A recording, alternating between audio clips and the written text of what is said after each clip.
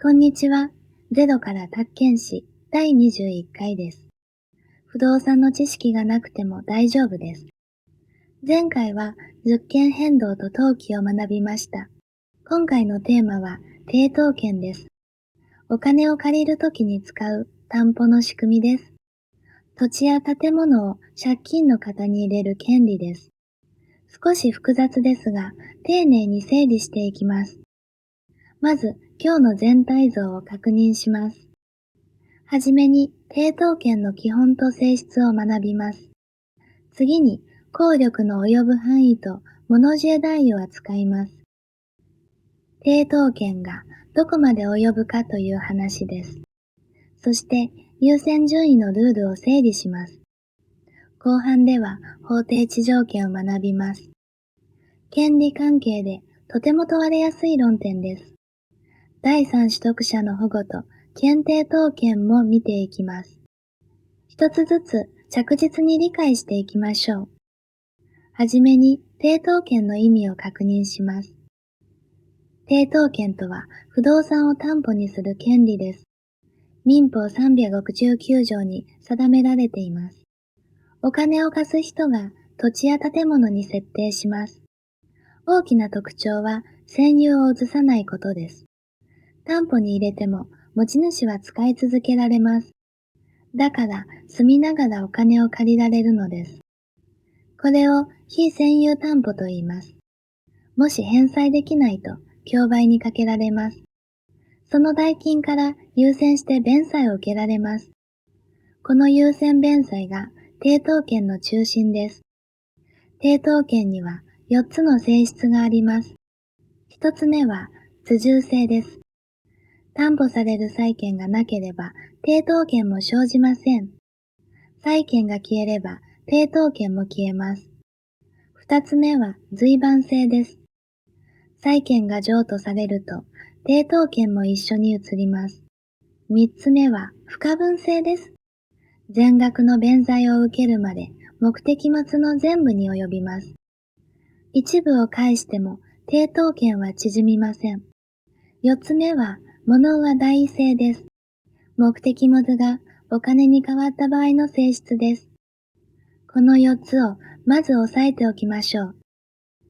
次に抵当権が及ぶ範囲を見ます。抵当権は目的物と一体のものにも及びます。これが民法370条の不可一体物です。例えば、庭に据え付けた石などが含まれます。設定時にあった重物にも効力が及びます。建物に備え付けた畳や宅具などです。名だたる権利にも及ぶと考えられています。建物の抵当権は敷地の借地権にも及びます。果実は原則として及びません。ただし、返済が滞った後の果実には及びます。これが民法371条のルールです。なお、土地と建物は別々の不動産です。土地に設定しても建物には及びません。4つ目の性質、物じゃ代を詳しく見ます。目的物がお金に変わることがあります。売れたり、火事で保険金が出たりする場合です。抵当権はそのお金にも及びます。これを物じゃ代と言います。対象は売却代金や賃料などです。火災保険金や収容の保証金も含まれます。ただし、大切な条件があります。そのお金が相手に払われる前のことです。払渡しの前に差押えをしなければなりません。先に差し押さえないと代位できないのです。次に、抵当権の優先順位です。一つの不動産に複数の抵当権を設定できます。その順位は登記の前後で決まります。先に登記した方が一番抵当権です。競売では一番抵当権者が先に配当を受けます。残りから二番抵当権者が弁済を受けます。利息には注意すべき制限があります。後順位者との関係では最後の2年分までです。これが民法375条のルールです。後の権利者を保護するための制限です。ここから法定地条件に入ります。抵当権で最も重要な論点の一つです。土地と建物は別々の不動産でした。競売で持ち主が分かれることがあります。そのままでは建物が土地を使えません。取り壊すのは社会にとって大きな損失です。そこで法律が地条権を発生させます。これが法定地条権です。成立には4つの要件があります。1つ目は設定当時に建物があることです。2つ目は土地と建物が同じ所有者のことです。3つ目はどちらかに抵当権がつく。4つ目は競売で所有者が分かれることです。4つすべてを満たすと成立します。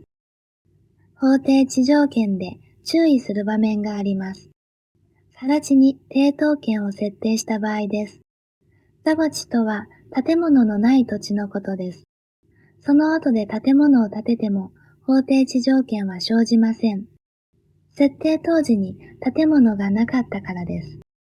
これは一つ目の要件を満たしません。更地の高い担保価値を守るためです。ただし、抵当権者を救う制度があります。土地と建物を一括して競売できます。これが民法389条の一括競売です。ただし優先弁済は土地の代金からだけです。次に第三取得者の保護です。第三取得者とは抵当不動産を買った人です。抵当権がついたまま買うことがあります。いつ競売されるか不安が残ります。そこで2つの制度が用意されています。1つ目は代価弁済です。抵当権者の請求に応じて代価を払います。すると抵当権は消滅します。これが民法378条の仕組みです。2つ目は抵当権消滅請求です。第三取得者が自分で金額を提示します。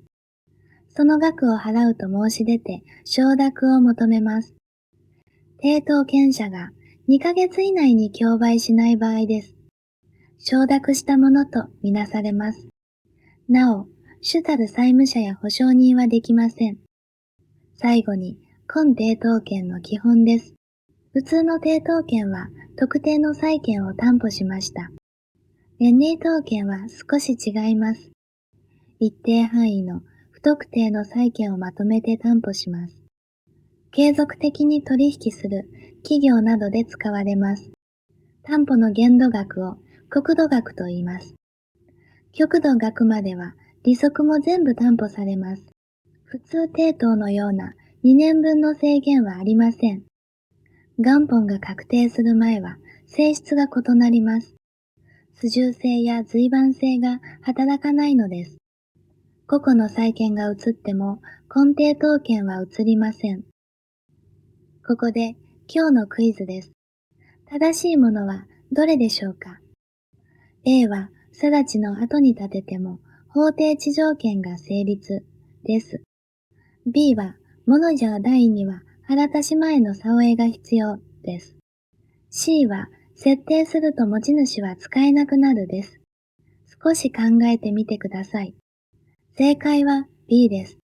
物や代は差押が条件でした。A は誤りで更地の後の建物は成立しません。C も誤りで抵当権は占有を移さない担保でした。今日のまとめです。抵当権は占有を移さない担保でした。が、私の結果、返済できないと競売で優先弁済を受けます。効力は不可一体物などにも及びました。物や代には払たし前の差押が必要でした。法定地条件は4つの要件で成立しました。設定当時の建物と同一所有者が鍵でした。第三取得者の保護と根抵当権も確認しました。繰り返し復習して確実にしていきましょう。次回も権利関係を続けます。第22回のテーマは保証と連帯債務です。他人の借金を肩代わりする仕組みです。連帯保証や絶対項、相対項も学びます。この動画が役に立ったら、高評価とチャンネル登録で応援していただけると嬉しいです。それでは次回お会いしましょう。